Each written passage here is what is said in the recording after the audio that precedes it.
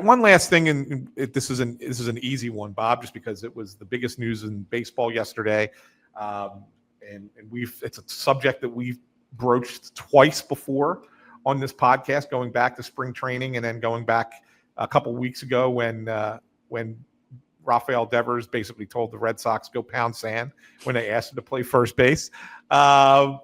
He gets traded yesterday to the San Francisco Giants for a package of players, 2 pitchers that were in the majors, Jordan Hicks and Harrison, right? Yeah, and then a prospect, Tibbs, who was the second-ranked prospect in the Giants system. He was drafted last year in the first round. Are you surprised by this, A? And B, how does this change the landscape both for the Red Sox and in the National League playoff race? Oh, it's so weird. If you're a Red Sox fan, you're finally excited over your team's performance. You get over 500, you have a big weekend, and then you take your best hitter and you send him out of town. So I don't know what that means from the Red Sox from a psychological standpoint in the present. I get it, though. Look, I mean, they signed him to a 10-year deal. You're 2 years into it. There's obviously a lot of friction, and I'm not saying the Red Sox aren't at fault for that. They probably are the lead in terms of responsibility of that relationship deteriorating. But, you know, Bregman comes in, he's pissed about the positionless nature of his situation. And I think at some point you have to kind of, I don't want to say cut your losses, but you have to look at it for what it is and say, like, okay, the dynamic here is off. This isn't good. And if you find that, like, though you did that deal and you can pivot out,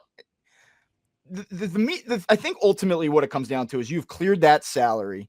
And if you go out and get Kyle Tucker this offseason, or you reallocate that money, then fine. You know, it's not like they had to swallow the cash. So if you can pull back out and say, we probably aren't winning the World Series anyway this year, this deal, we don't feel good about it. We're basically going to pay this guy $30 million a year for him to be a DH for the next 9 years.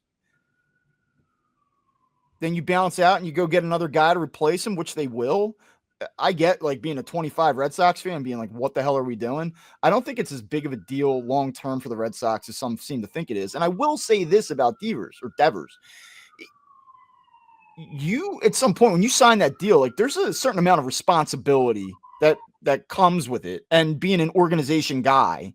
And I'm not saying that you have to do everything they say or be happy about it, but to go full malcontent after they hand you that deal, I don't know, man. Like, I'm good. Yeah, I don't think it's as bad for the Red Sox long term. I mean, I think it impacts them this season, and it makes me wonder if Boston suddenly decides to become a seller next month. And that's a team that maybe we didn't think of as a seller initially, and now all of a sudden there might be some interesting names. I don't think they're good enough, but the AL just isn't right. Great. So the AL is not very good to begin with. So who knows? I mean, they're right in the middle of the race and they're in the mix right now, but let's see how this impacts their lineup going forward to take Devers out of it. How about, and it's funny because Russ says that this is him not getting shopped is the Luka Doncic comp, like what the Mavericks did trading Doncic to the Lakers and not shopping him around. Very, very astute point by our boy Russ there. But what about the Giants now? Does this make them a legit? I mean, they're already pretty legit. I mean, they're hanging in the National League West race, but does this make them that much better and more dangerous now for the rest of the regular season in the National League?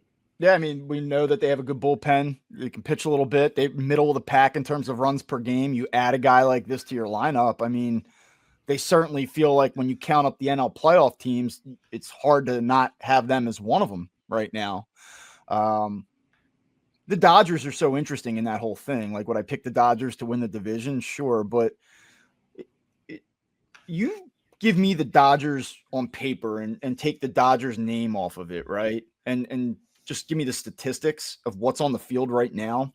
And it's like, are they head and shoulders, truly head and shoulders? They haven't played like it, better than everyone else. And certainly they'll get some of their pitching back and get these guys healthy, you'd think. But it also feels like you're always 1 week away from the next guy going down. You know, if Ohtani comes back and is Ohtani on the mound, then that changes everything for them, obviously. He's supposed to pitch tonight, right? Yeah. So. Yeah. He's pitching tonight against the Padres. Oh, is he actually on the mound for them tonight? I thought I I saw. thought we were in Jeff simulated game mode for them still, but I thought I saw Jeff Passan put that out oh, geez. last night. Yeah, he's pitching tonight against the Padres. Wow. Okay, that's fun. So I mean, if he comes back and right away is that guy, yeah, he is on the mound tonight. Cease and Ohtani. Ooh, that's a fun one. Yeah, Might have to stay up for that one. Have some coffee. there you go. Yeah, There you but go. yeah, to your question, I mean, I think they're a playoff team. Yeah, I mean, I think and could be somebody the Phillies see in the postseason if they get there. Fun. The Gabe Kapler Bowl, Without Gabe. the ghost of Gabe Bowl. Yeah. Without Gabe.